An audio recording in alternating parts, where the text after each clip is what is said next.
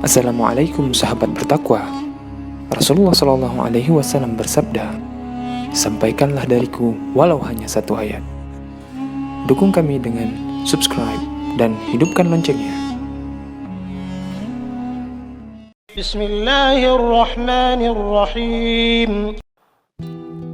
Rasulullah Shallallahu Alaihi Wasallam hijrah.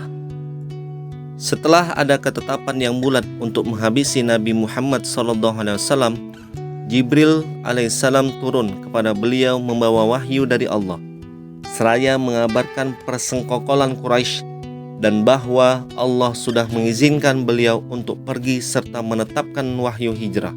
Seraya berkata, janganlah engkau tidur di tempat tidurmu malam ini seperti biasanya. Pada tengah hari Nabi SAW menemui Abu Bakar radhiyallahu an agar menyertainya dalam hijrah. Aisyah radhiyallahu anha menuturkan kejadian ini dengan berkata, tatkala kami sedang duduk-duduk di rumah Abu Bakar pada pagi hari, tiba-tiba ada seseorang yang berkata kepada Abu Bakar, ini adalah Rasulullah yang mengenakan kain penutup wajah. Tidak biasanya beliau menemui kita pada saat-saat seperti itu. Abu Bakar radhiyallahu an berkata, demi ayah dan ibuku menjadi jaminannya, demi Allah, beliau tidak menemuiku pada saat-saat seperti ini kecuali karena ada urusan yang penting. Setelah tiba di depan rumah Abu Bakar radhiyallahu an, beliau meminta izin lalu masuk rumah setelah Abu Bakar radhiyallahu anhu mengizinkannya. Rasulullah sallallahu alaihi wasallam bersabda kepada Abu Bakar, pergilah dari tempatmu ini. Ini suatu kehendak yang justru bisa mengakibatkan kematian. Demi ayahku, menjadi jaminanmu wahai Rasulullah, kata Abu Bakar. Beliau bersabda, aku sudah diizinkan pergi. Demi ayahku menjadi jaminanmu wahai Rasulullah, apakah aku harus menyertai engkau? Tanya Abu Bakar. Ya, jawab Rasulullah. Setelah merancang langkah-langkah untuk hijrah, maka beliau kembali lagi ke rumahnya menunggu datangnya malam.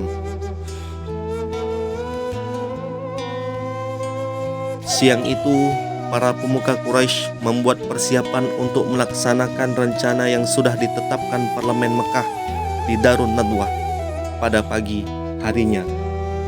Untuk melaksanakan rencana ini, ditunjuk 11 orang terkemuka.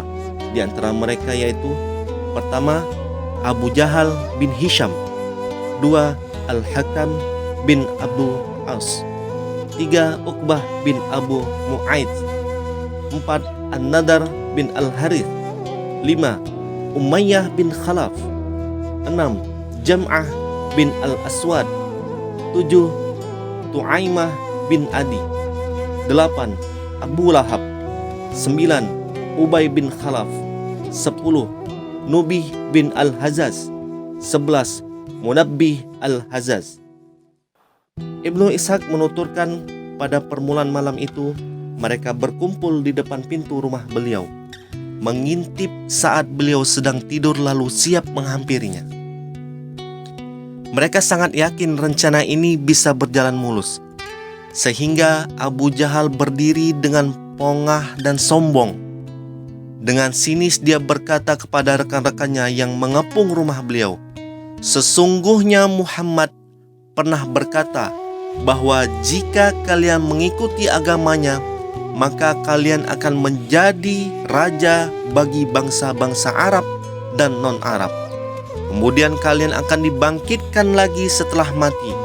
Lalu di sana ada taman-taman seperti taman di Yordan. Jika kalian tidak melaksanakannya, maka kalianlah yang akan mati.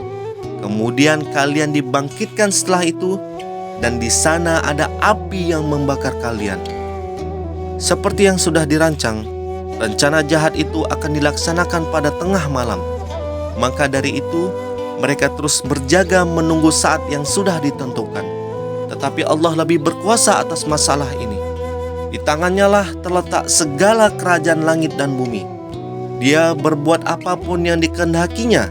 Dia melindungi dan tidak membutuhkan pelindungan. Dia melaksanakan apa yang pernah disampaikannya kepada Rasulullah Sallallahu Alaihi Wasallam.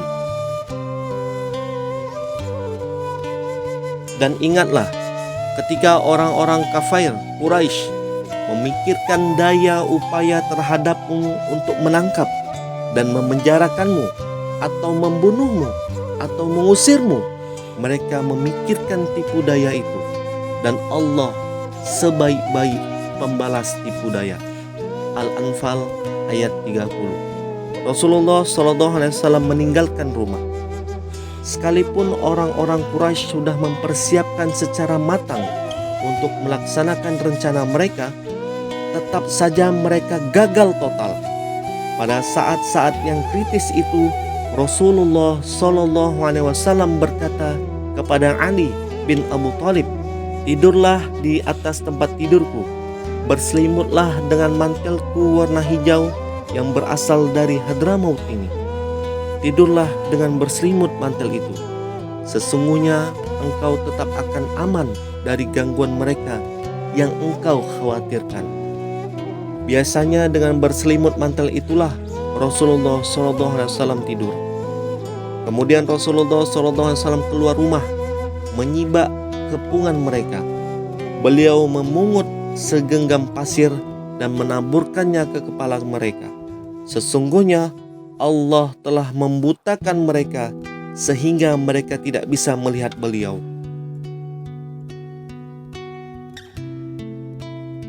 Dan kami adakan di hadapan mereka dinding, dan di belakang mereka dinding pula, dan kami tutup mata mereka sehingga mereka tidak dapat melihat. Yasin ayat 9. Beliau menaburkan pasir di kepala setiap orang di antara mereka, lalu pergi ke rumah Abu Bakar radhiyallahu an. Berdua mereka keluar dari rumah Abu Bakar radhiyallahu an pada tengah malam hingga tiba di Gua Thur. Orang-orang mengepung rumah beliau terus menunggu saat yang sudah direncanakan. Namun sebelum itu sudah ada tanda-tanda kegagalan rencana tersebut.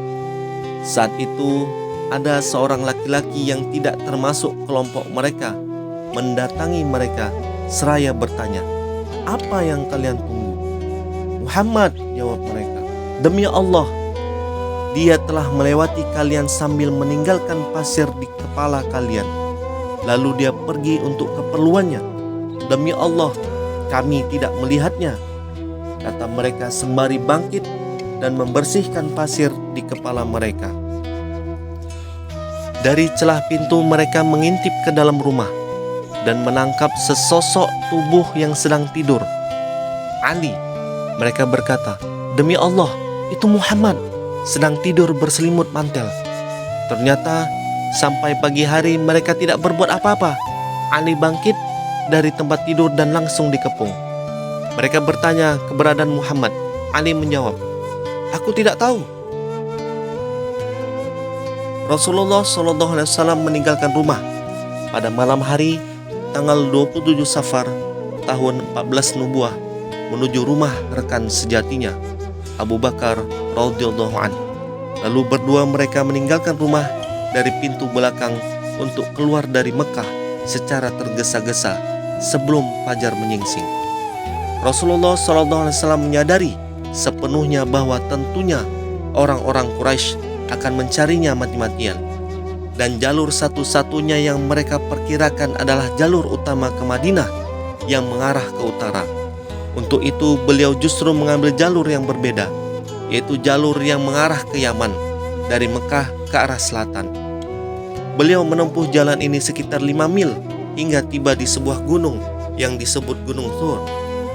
Alhamdulillah, sahabat Lentera Kisah, semoga sebahagian kisah ini menambahkan rasa cinta, rasa rindu kita kepada baginda Rasulullah Muhammad SAW. Dukung channel kami terus, sahabat Lentera Kisah, dengan subscribe, like, share, dan komen. Semoga Allah Subhanahu wa Ta'ala memudahkan sahabat Lentera Kisah untuk haji dan umroh serta mendapatkan syafaat Rasulullah Muhammad SAW. Amin ya rabbal alamin.